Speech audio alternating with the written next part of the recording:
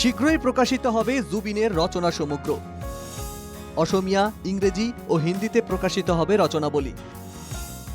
জুবিনের রচনা সমগ্র প্রকাশ করবে অসম সাহিত্য সভা।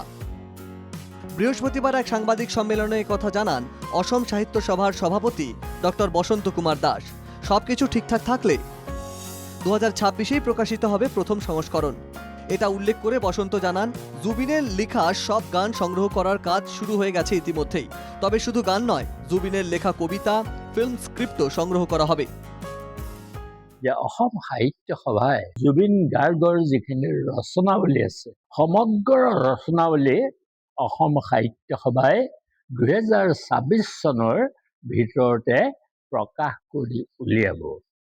আৰু ইয়াৰ 3টা সংস্কৰণ হ'ব, এটা অসমীয়া সংস্কৰণ, এটা ইংৰাজী সংস্কৰণ আৰু এটা হিন্দী সংস্কৰণ।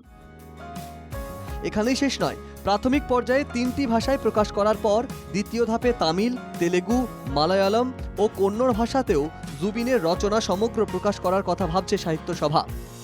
তবে সেই তালিকায় অন্তর্ভুক্ত করা হয়নি বাংলাকে। এদিকে জুবিনকে ভারতরত্ন দেওয়ার দাবি জানিয়েছে অসম সাহিত্য সভা। এই মর্মে ইতিমধ্যেই প্রধানমন্ত্রীর কাছে চিঠি পাঠিয়েছে সাহিত্য সভা। চিঠি পাঠানো হয়েছে অসমের মুখ্যমন্ত্রী হিমন্ত বিশ্ব শর্মার কাছেও। এক্ষেত্রে অসম সরকার প্রয়োজনীয় সব পদক্ষেপ নেবে বলেও আশা ব্যক্ত করেছেন সাহিত্য সভার সভাপতি। ইতিমধ্যে এই মহান শিল্পীজনাক, জনতাৰ শিল্পীজনাক সৰ্বভাৰতীয় যিটো শ্ৰেষ্ঠ সন্মান, সেই সন্মান দিবলৈ ইতিমধ্যে ভাৰতৰ মাননীয় প্ৰধানমন্ত্ৰী মহোদয়লৈ আমি পত্ৰ প্ৰেৰণ কৰিছোঁ আৰু অসমৰ মাননীয় মুখ্যমন্ত্ৰীলৈও আমি পত্ৰ প্ৰেৰণ কৰিছোঁ।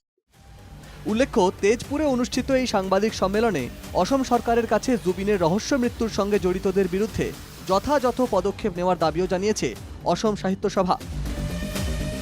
Bureau report, NKTV Bangla.